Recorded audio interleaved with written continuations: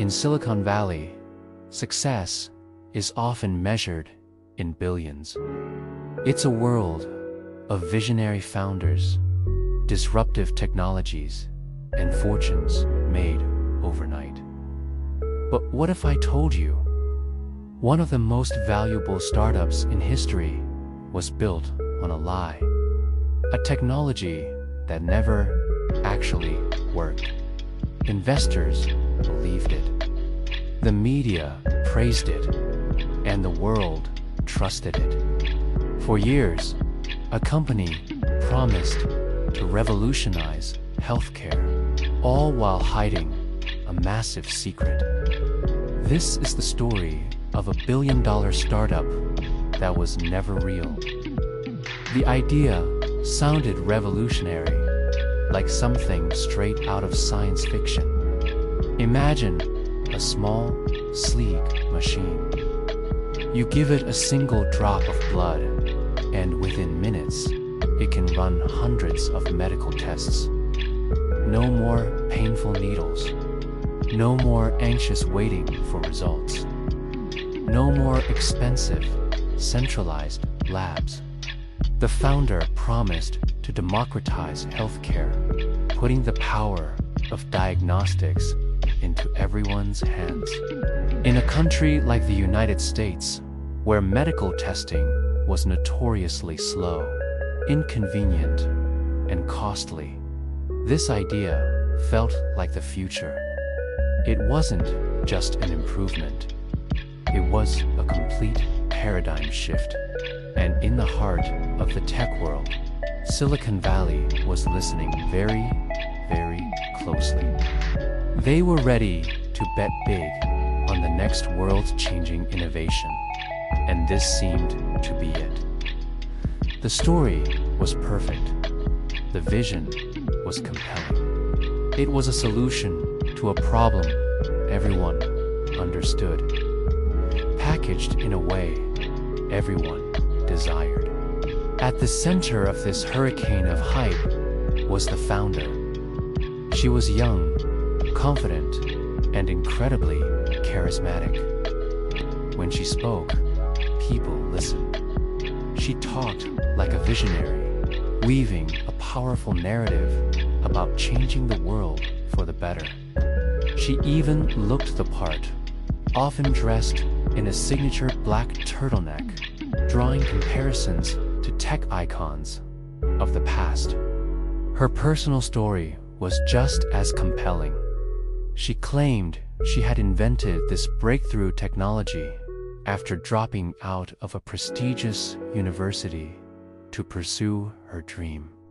That narrative alone was enough to attract millions of dollars.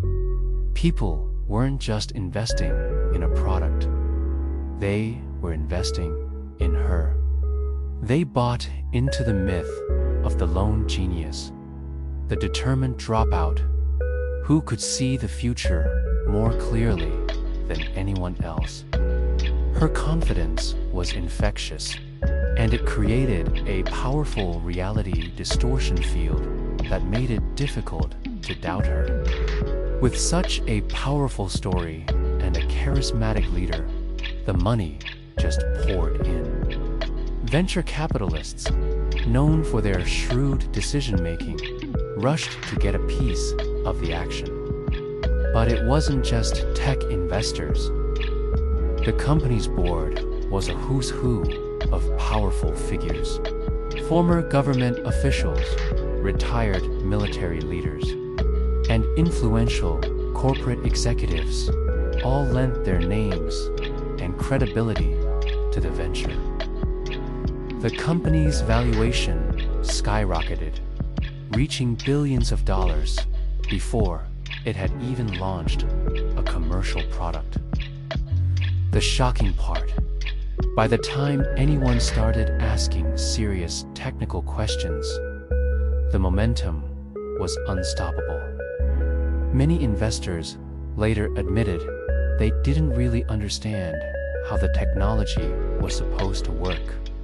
They just assumed someone else, some expert, had done the due diligence. They trusted the impressive board of directors. They trusted the other big-name investors. In this echo chamber of excitement, skepticism was seen as pessimism. No one wanted to be the one to miss out on the next big thing. But behind the locked doors of the company's headquarters, a very different reality was playing out. The vision presented to the public was a complete fantasy. Inside the labs, the small, revolutionary machines consistently failed. They produced erratic and wildly inaccurate test results. Sometimes, the errors were so significant they could have been dangerously misleading for patients. The breakthrough technology simply did not exist. So, how did the company operate? Employees were secretly running patient samples on traditional, bulky lab equipment purchased from other established companies. They were faking it. The startup wasn't innovating. It was pretending. Morale inside the company was a mix of fear and disillusionment. Employees who raised concerns or questioned the deception were intimidated, silenced, or fired. A culture of secrecy and paranoia took hold, all to protect the central lie that the company's technology was real and functional. This wasn't just a matter of disappointing investors. The deception had real-world consequences. The company had partnerships with major pharmacy chains, offering its tests directly to the public. Real patients with real health concerns were using these services. They trusted the results to make important medical decisions. Doctors were making diagnoses and prescribing treatments based on this faulty information. Some people received alarming results, telling them they were seriously ill when they were perfectly healthy, causing immense stress and anxiety. Even worse, others were given the L-clear, a clean bill of health, when they were actually suffering from conditions that needed urgent attention. The damage was not theoretical. It was tangible, and it was human. And through it all, as the evidence of failure mounted internally, the company publicly denied everything, continuing to project an image of success and inevitable triumph. Eventually, the whispers from inside the company became too loud to ignore. A persistent journalist at a major newspaper started asking tough questions, sparked by a tip from a skeptical medical expert. He began digging, connecting with former employees who were willing to risk their careers to expose the truth. One by one, brave whistleblowers came forward, sharing their stories and providing documents that confirmed the internal chaos and deception. The journalists' investigation was meticulous. Experts were consulted, and they systematically dismantled the company's scientific claims, revealing them to be implausible. When the story finally broke, it was a bombshell. The truth became impossible to hide. The revolutionary startup, the darling of Silicon Valley, had no working innovation. It never did. The fallout was immediate and catastrophic. High-profile partnerships were terminated. Regulators launched their own investigations, and the billion-dollar dream began to crumble into a billion-dollar nightmare.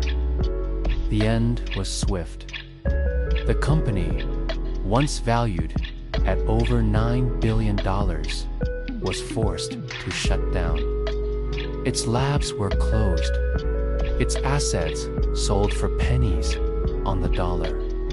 Investors, from the powerful venture capital firms to the wealthy individuals on the board, lost hundreds of millions of dollars. But the most dramatic fall was that of the founder. The same person who had been celebrated on magazine covers as a visionary genius was now facing federal charges for massive fraud. The black turtleneck, once a symbol of innovation, became a symbol of deceit. She was tried, convicted, and sentenced to prison.